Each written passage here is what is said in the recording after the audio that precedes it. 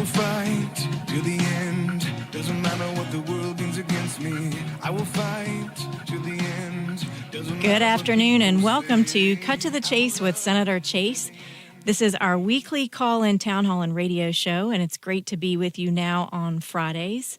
Thank God it's Friday. Boy, it has been a long week. I don't know about you, but these 14-hour days are something else. But we're here, and I'm so glad to be with you all to give you a weekly recap of what's happened at the General Assembly this week, especially concerning the Senate. You know, it's very fascinating. The Senate and the House are two separate bodies, and we work very, very differently. And for that reason, I've actually got Delegate Nick Freitas, who is also running for the U.S. Senate Republican nomination. He's going to be coming on in just a little bit and joining me to give us an update on what's going on in the House, because many times I'm so busy and in the weeds in the Senate that I don't always see what's going on in the House. So anyway, we're going to get his perspective. So those of you who are tuning in for the first time, this is a call-in town hall with your state representative.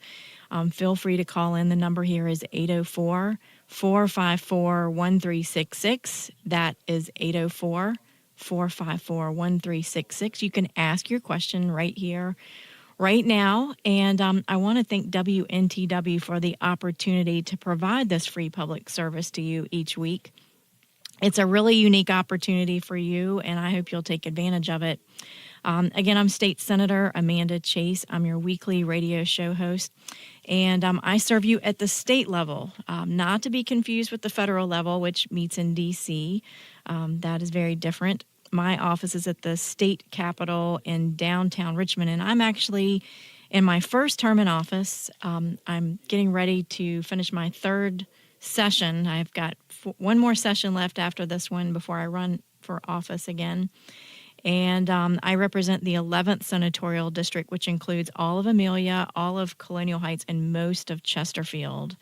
I am a Christian, conservative, Republican, and in that order. I heard Vice President Mike Pence say that a while back when he was running, and I liked it so much that I'm actually going to borrow that line from him.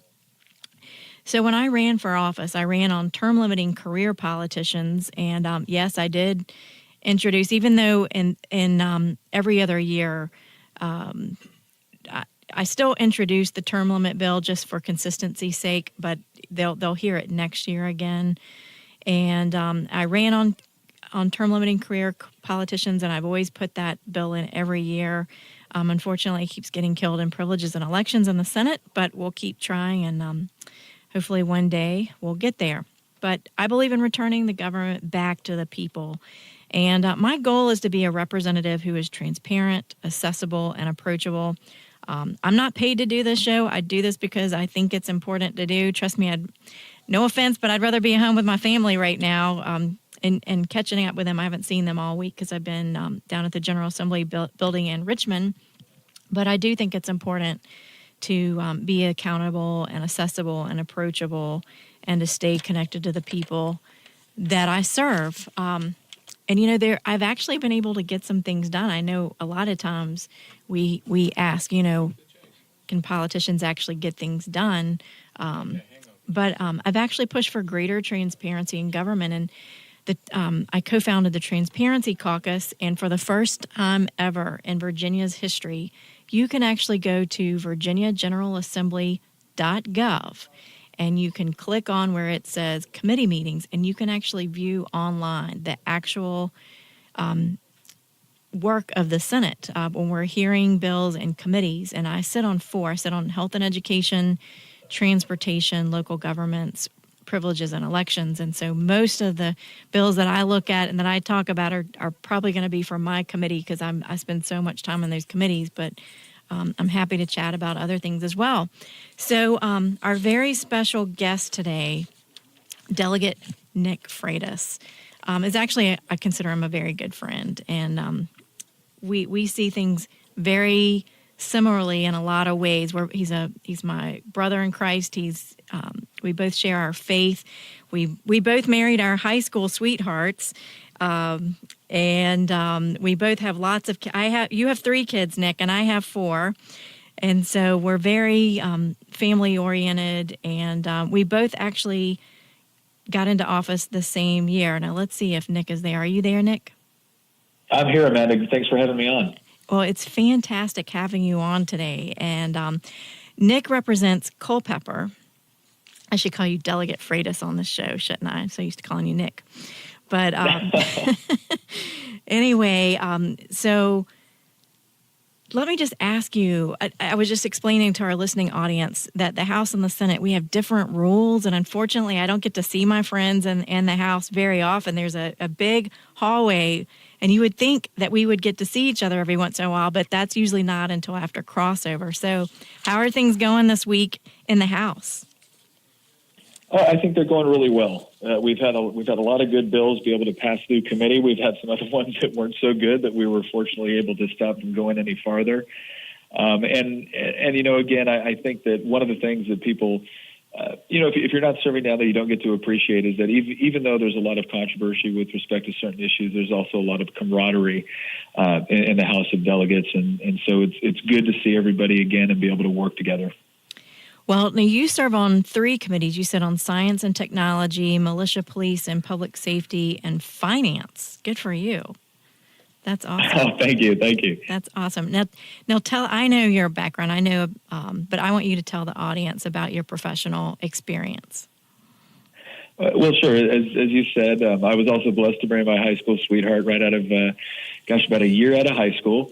And I joined the military 2 weeks after I graduated high school. So I served some time in the 82nd Airborne Division as an infantryman in the 25th Infantry over in Hawaii, and then joined 1st Special Forces Group and did a couple of combat tours over in Iraq in 2006 and 2008, and still do a lot of work within the defense sector and have been serving in the House of Delegates since 2015.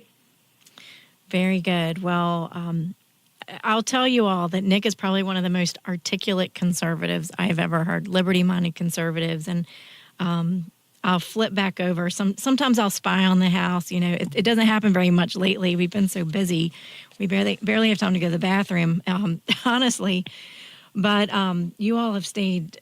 I mean, you all have had so much happen this year, just so much. I mean, you've had this whole transition between Speaker Howell retiring and Majority Leader becoming Speaker Cox, who is actually one of the delegates in my district, one of the 5 longtime friends with Speaker Cox. Now I have to get used to saying that.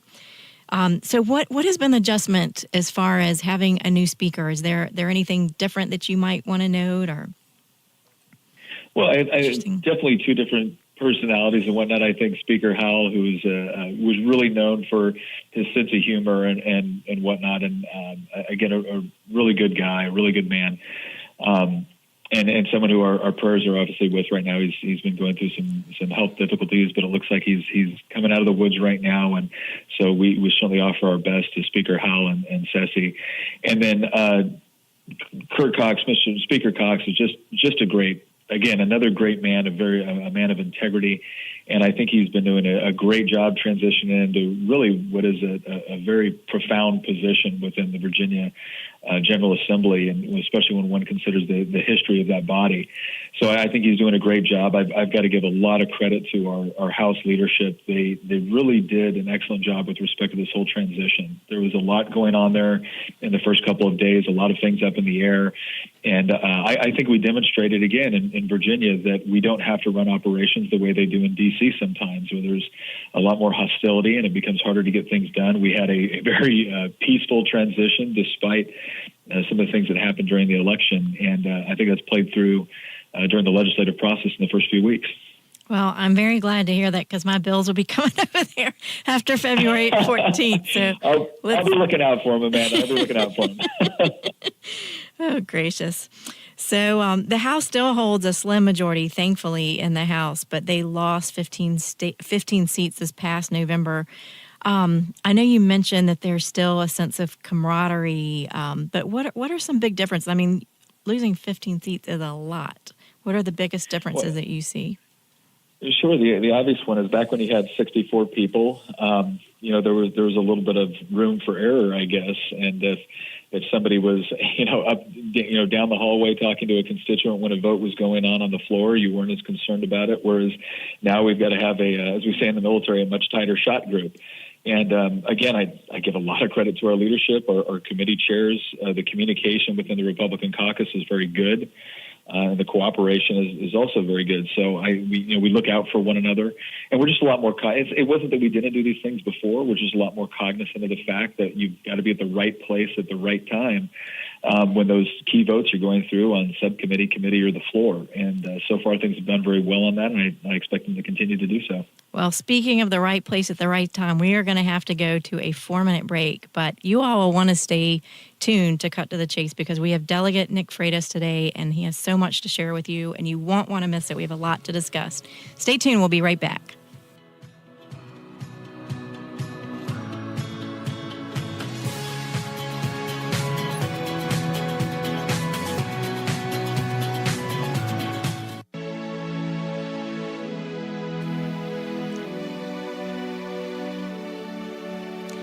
Welcome back to Cut to the Chase with Senator Chase. This is our weekly call-in, town hall, and radio show. And as my very special guest today, I have Delegate Nick Freitas from Culpeper. He's a Republican delegate, and he is running for U.S. Senate. Nick, what were you thinking?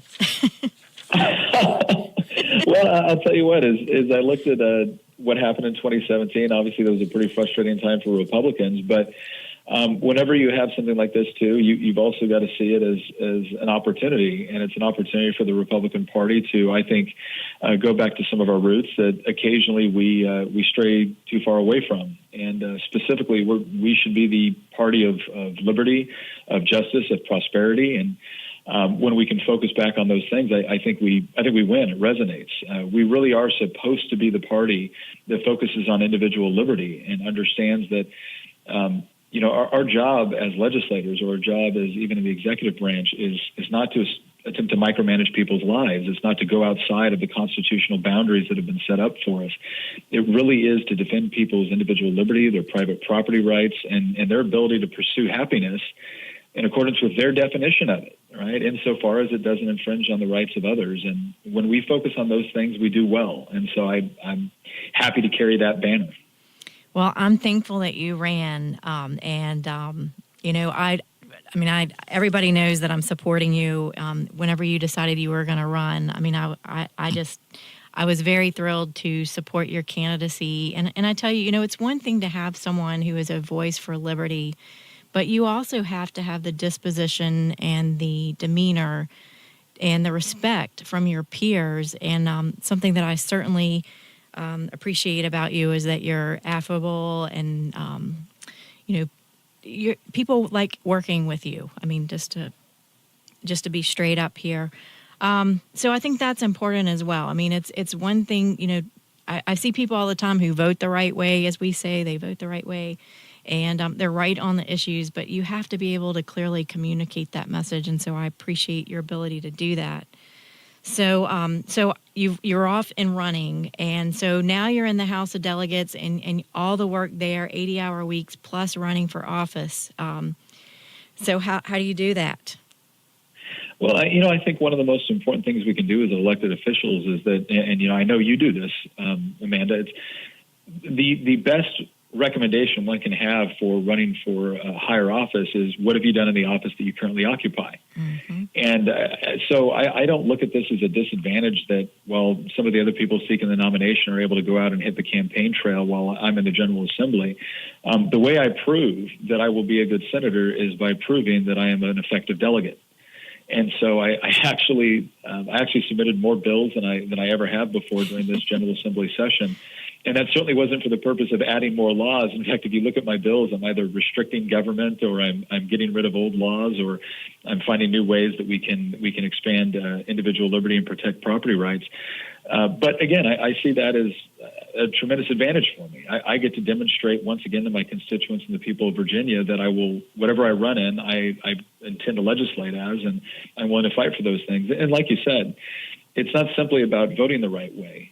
That's, again, unfortunately, some people find that too difficult. But good point. Voting the right way is one of those components. But being able to actually get good legislation passed and being able to do it, and if you need to, being able to do it in a bipartisan way without surrendering on your principles is critical.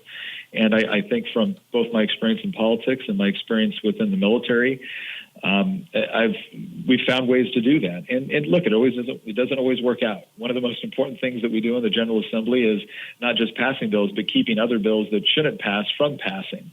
But again, you can be passionate about what you believe, and you can fight hard for it, but still maintain a sense of honor and integrity.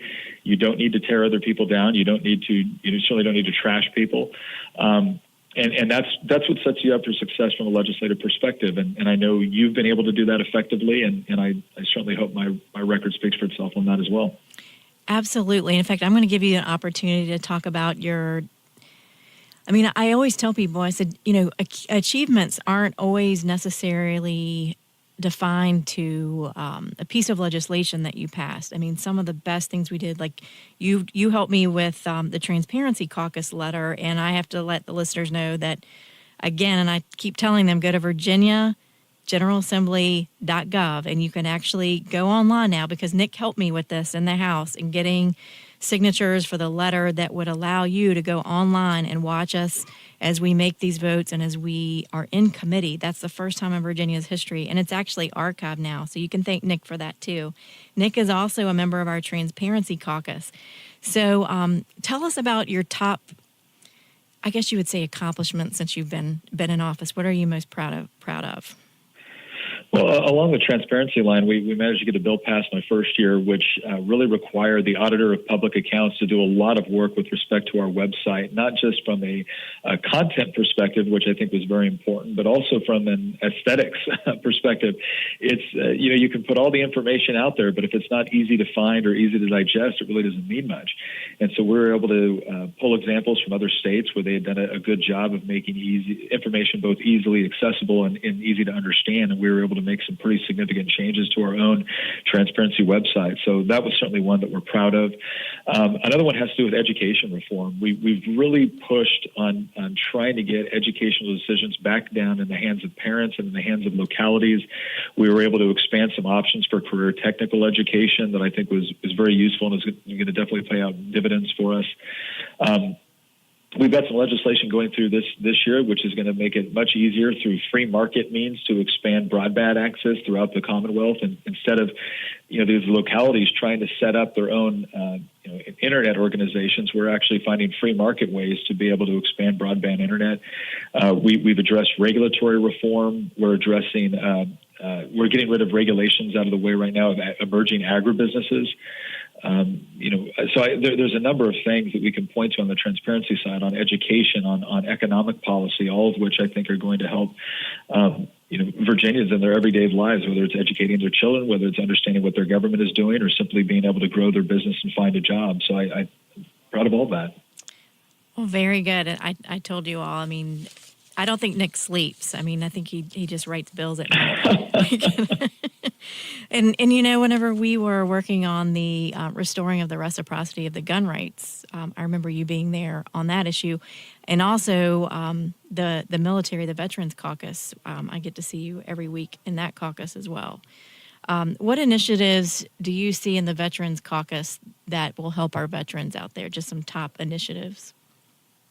Sure. I think there's a couple of things. There's some bills I've had, some bills Senator Reeves has. He's the Senate co-chair. I'm the House co-chair for the Military and Veterans Caucus. I think one of the biggest things that we're trying to do this year, and we've done it before, and Delegate Chris Stolley has been critical in this, and Amanda, you've been very supportive of this, is helping our veterans transition from active duty military service into the commercial workforce. We have veterans, in fact, in Virginia, most people know that we have a very large veteran population. It's roughly 10% of the state is either active duty, reserve, National Guard, or veteran status. But what a lot of people don't know is that we have the highest concentration of veterans under the age of 40, which means these are veterans that they may have retired, they may have separated or honorably separated from the military, and they're looking for another job. And we need to make sure that we take into account the military training and experience they have and translate the value of that experience into the commercial sector. And so I have a bill right now that requires our Board of Occupational Licensing to properly take into account military training and experience. I know Delegate Stolley has done a lot of good work, especially with respect to transitioning medical personnel from the military into the private sector. We also want to properly fund and take care of our National Guardsmen when they're called into active duty. Virginia has a very active active National Guard component, and we want to make sure that we're taking care of them and taking care of their families when they have to deploy. So I think a lot of the work that we're doing in that is really focused around those issues. And then obviously we also want to be able to take care of our wounded veterans. And so we have various bills going forward that dive into different ways that we can open up veteran centers to make sure that healthcare is accessible for our veterans, as well as alternative treatments. We have a lot of alternative treatments coming out there right now, whether it's service dogs or other things that might not fall into some of the more traditional medical components, but have just seen incredible advances with respect to helping military personnel dealing with traumatic brain injury, TBI, or post-traumatic stress syndrome. So very good. We're going to focus on those. Nick, we're going to go to a quick break. We'll be right back. Stay tuned.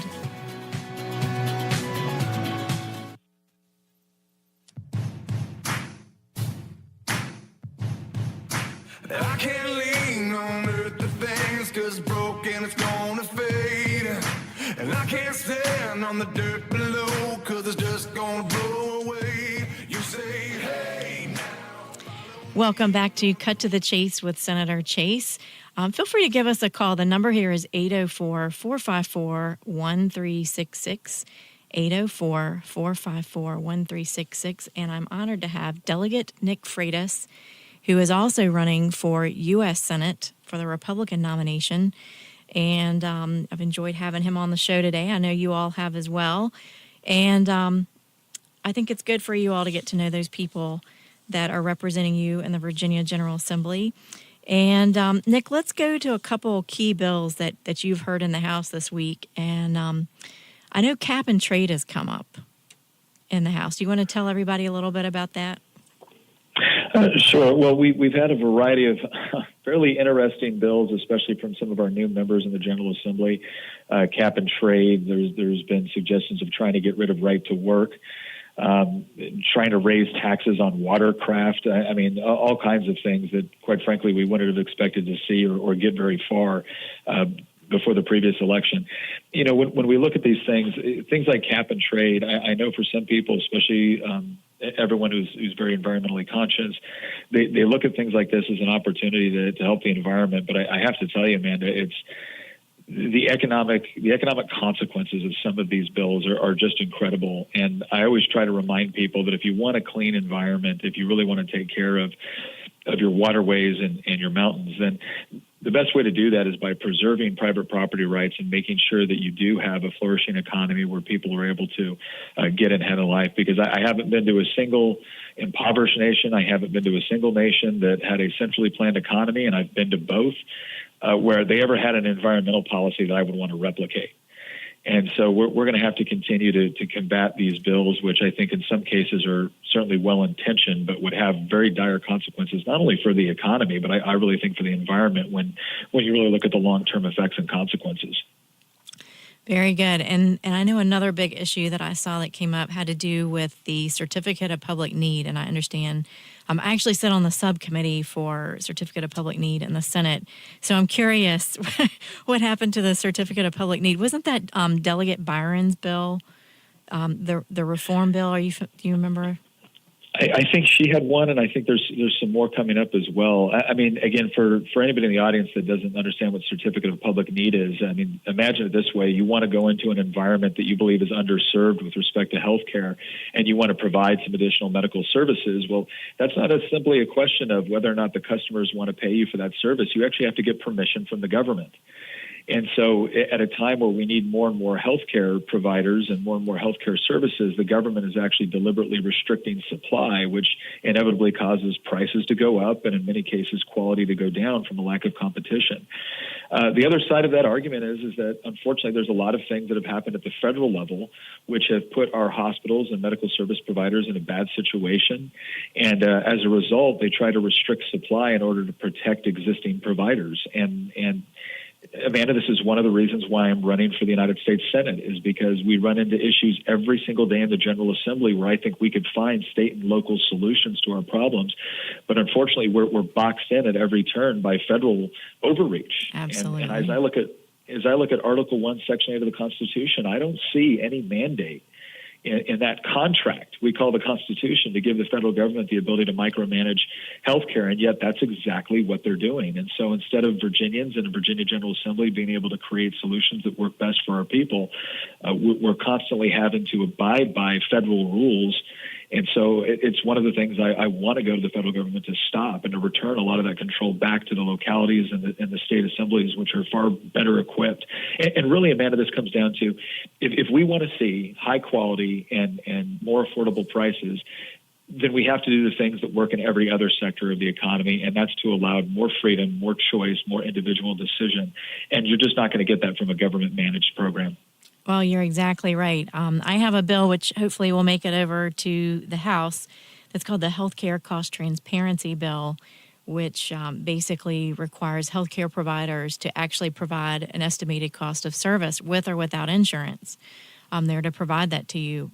How many times do we go to the doctor and you sign your name on the dotted line that you're going to pay whatever the insurance companies don't pay, and you don't know how much that is? So I think certificate of public need is kind of in that same idea of creating some competition and hopefully driving the cost down that way. And it's interesting with the certificate of public need, we found that people could get a CT scan in Maryland for far less than they could in Virginia. So we've got to do something about the cost, and I agree with you.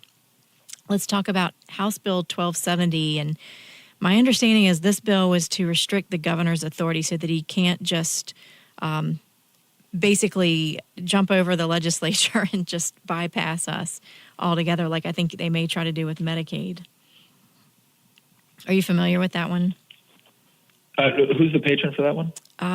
Just said House Bill 1270, restricting the governor's authority. I was skimming through some papers. We've seen... Sure. I had some legislation this year, and I know Delegate Webert had as well on the House side, where, we're constantly trying to once again rate in executive branch authority and remind them that while the executive branch is a co-equal branch of government, they don't get to engage in the kind of manipulation that they often attempt to try to get things passed that quite frankly would never survive in the legislature. And so there's been a number of efforts that we've made to again, try to once again rein in executive authority and remind of its proper place within our system. And I realize that sometimes you have people, they get impatient and they want fast movement on some of these issues. But the whole reason why we have this deliberative process, this separation of powers, is because we need that time to talk about unintended consequences, second and third order effects. And when an executive branch, as the previous one did, and certainly the previous administration on the presidential level before Donald Trump, the Obama administration, they get impatient and they decide they're just going to try to do things through executive fiat. And those always have incredibly negative consequences. And so, I applaud any effort that we make to try to once again regain the power of the legislature and assume its proper place within our constitutional system. Very good. We're going to go to a quick break, Nick. We'll be right back.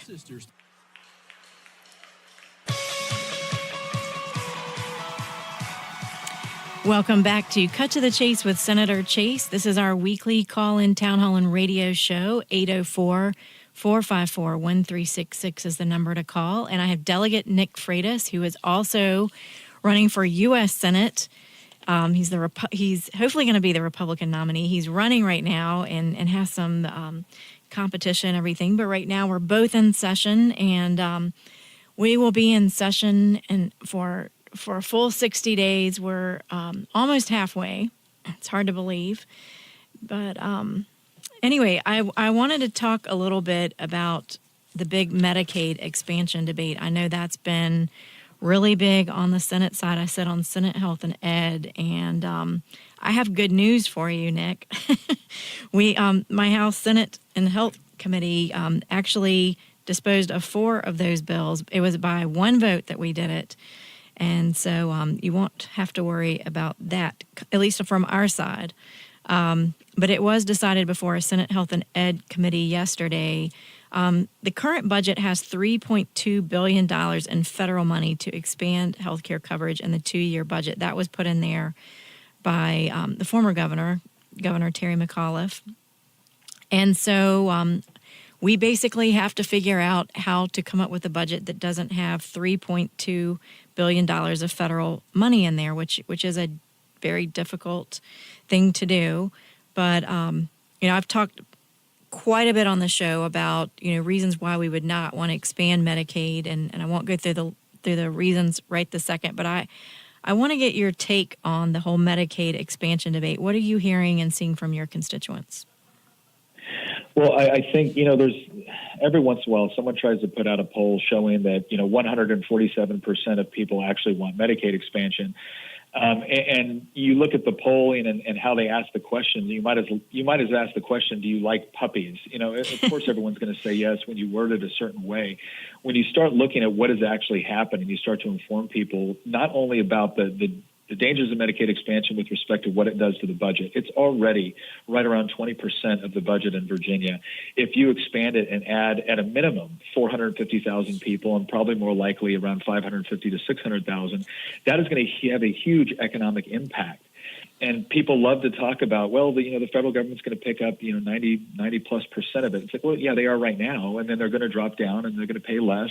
And then, one of these times they're going to have a budget shortfall and they're going to need to make it up somewhere. And guess where they're going to cut from? They're going to cut from what they pay to the states. And so, it doesn't make fiscal responsibility. If I offer you a $100 million house and I offer to pay 97% of it, the only question you really have to ask yourself is, can you afford the mortgage on $3 million? And if the answer is no, it doesn't matter how much I'm kicking in on my side. But let's face it, this is an accounting trick. The federal government doesn't have this money either. They're running huge deficits because they don't have to balance their budget like we do in Virginia. And so when they offer to give us a bunch of money they don't have, and oh, by the way, the only money they do have is the money they took from individuals in the states in the first place, this is just a joke when it comes to an accounting perspective.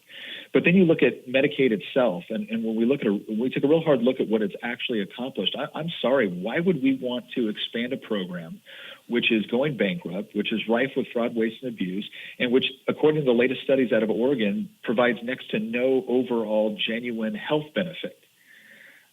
So there's a lot of things that we can do in order to make healthcare more affordable, in order to make it more accessible. But, subjecting ourselves to a bloated government program, which is inefficient and insolvent, is certainly not the best course of action for the citizens of Virginia. And I'll tell you this, man, I'll be very, very blunt about this. This doesn't add up from the policy perspective, and quite frankly, I don't think it adds up from a politics perspective, regardless of what anybody says. But I'll tell you this much: the politics on this could be great all day long, and I'm still going to oppose it because it is the wrong choice for the people of Virginia, especially for poor people who I want to get affordable, accessible health care coverage to, but I am not going to subject them and future generations to a program that, quite frankly, is just failing them. And, in committee, that was the one thing that I was pretty vocal about. I said, we as Republicans, we care.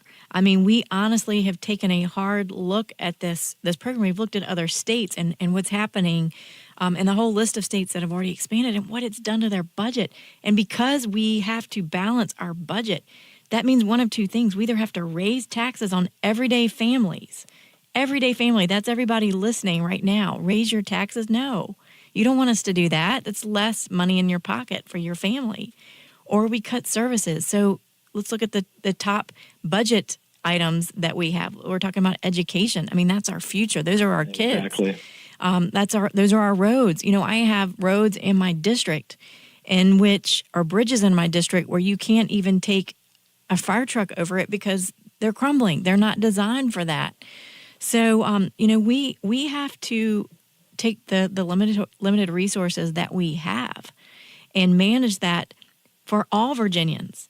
And so, I have we hear all the cases and everything, and we're very understanding. We each know of people who legitimately have children that have special circumstances, and you think they need help. I do think that we should take a look at what's already there with those waivers and expand some of the waivers that are already on the books. We've already committed to those. Get these people that have been on the waiting list for 10 and 12 years, these children, and get them off that list. And I also think that that at the federal level, they need to get things right with CHIP and some of these other programs that, once again, it's an unfunded mandate. If the federal government provides these programs, then all of a sudden they don't pay it, then these people are coming to us saying, what are you going to do? And that's not in our budget, you know? No, you're right. And you know, one of the things I like to point, I'll always ask this question of people when I'm speaking, and we'll say, okay, does everyone in here have a smartphone? I say, how many of you think your smartphone is going to be better quality and more affordable in 2 years? Everyone raises their hand. I said, how many of you feel the same way about healthcare? Nobody raises their hand. And then I asked the simple question: is the smartphone run by the government? Nope. What about healthcare? Yeah, largely it is. I mean, we have this facade of privatization within our healthcare system, but it is so heavily regulated and manipulated behind the scenes that we might as well have a government system. And it doesn't work for anybody. And you look at the way Obamacare was set up, because Medicaid expansion is really Obamacare expansion. So at a time when we've ended the individual mandate and we're starting to chip away at some of the Obamacare regulations, which were so detrimental for people, this is the time where Democrats are asking to expand a program to take on people that it was never designed to take on. It is financially irresponsible. It is irresponsible from a healthcare perspective when you look at what would actually make things better. I mean, Amanda, look at the areas of healthcare where quality has gone up and where prices have gone down. Right? There's very few areas, but if you look at the ones that have, it's things like LASIK eye surgery. These are the ones that are least regulated by the federal or state governments. They have a more open, competitive environment, and that's what you see. LASIK eye surgery was $2,500 an eye, 5, 6, 7 years ago. Now it's under $500 an eye, and you get better quality surgery. That's what happens whenever you have a free and competitive market, which unfortunately we don't have in healthcare. And again, it's another reason why I'm running for the United States Senate. I'm tired of us on the state level finding different things that we could potentially implement, and there we run up against a federal regulation or some federal law or some federal funding, which, if we decide to take a more free market approach, we lose. And so the federal government has gotten really good at extorting us with our own money. So. Well, Nick, if people want to learn more about your campaign, where can they go and look? What website do you have? Well, please follow us on Facebook and Twitter. We're on social media every day, updating people either with speeches, with different information, either about the General Assembly session or the campaign trail.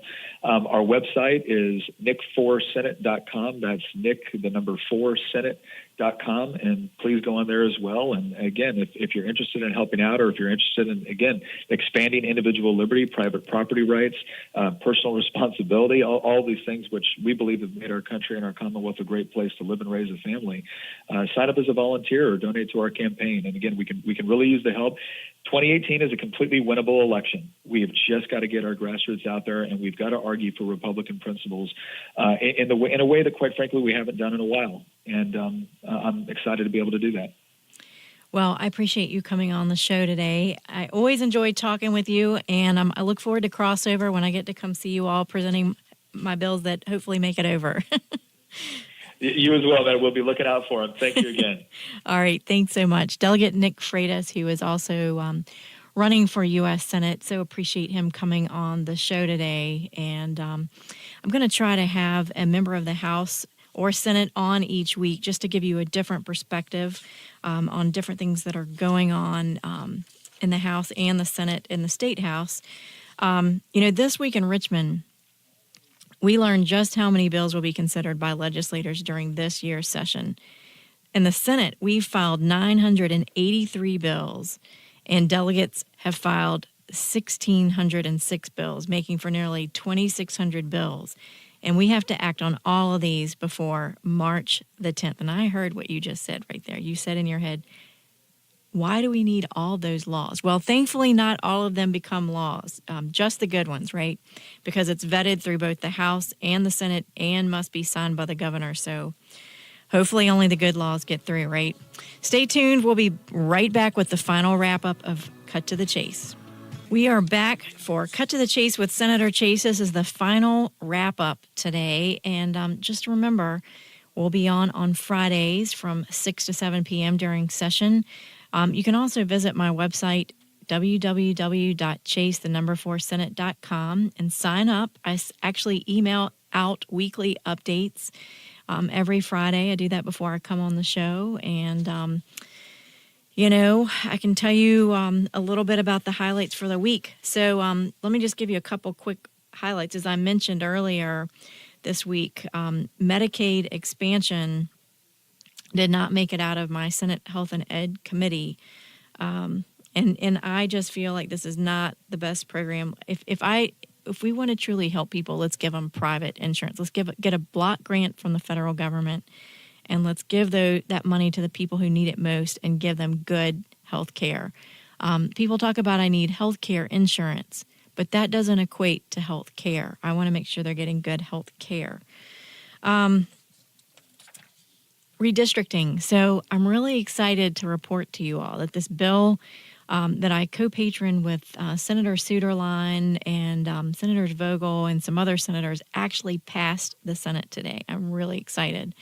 Certainly not a new issue, but it does take care of. And when I talk about redistricting, I'm talking about the lines that are drawn for your congressional districts and your House districts and your Senate districts.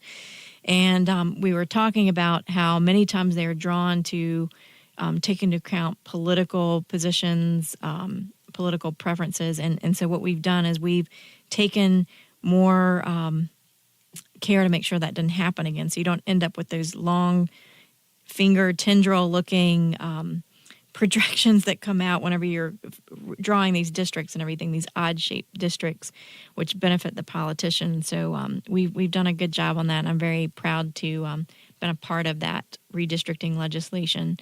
And you'll have to take a look at that. This week we had a bill that came up that had a deal, and this came up in our transportation meeting, driver's license for illegals. You know, we have a lot of folks in my district who are very concerned that there are people here in our country who are undocumented. And a lot of the people in my district would say, if you get a Virginia driver's license, you need to be here legally. And I want to do what's best for my district. The issue is really in the hands of the federal government because they need to work on our broken immigration system. It sounds like they're working on it. We're at least getting closer at the federal level. But rather than expecting states to solve the consequences with piecemeal legislation, I think we need to, at this point, wait for the federal government and see what they're going to do with DACA and some of these other things. It sounds like they're getting closer. So there is that. Just a reminder, and I know I've spoken about this on the show, is participate in your government. Know what's going on. And if you want to do that, I know you all can't make it to the General Assembly. Most of you work. You can go to virginiageneralassembly.gov. Go to the website and you can click on the link that says, you click on any committee you want, but the committees are where the work gets done. Sometimes the news will flash up and you'll see us voting on the floor of the House or the Senate. That's just the voting. The real work is done in those committees and in those subcommittees. And I just signed on as a co-patron to get the videoing done also in those subcommittees. So I'm going to be co-patroning that bill with Delegate Mark Levine. So that is, I can't believe our hour is already up, but I will have more for you next Friday from 6 to 7 p.m. And just again, remember Richard Lee and your thoughts and prayers this week as he recovers from his operation today. Very serious, and we wish him all the best. We're going to be praying for him and his recovery. So stay tuned. We'll be back next week, next Friday, with Cut to the Chase with Senator Chase.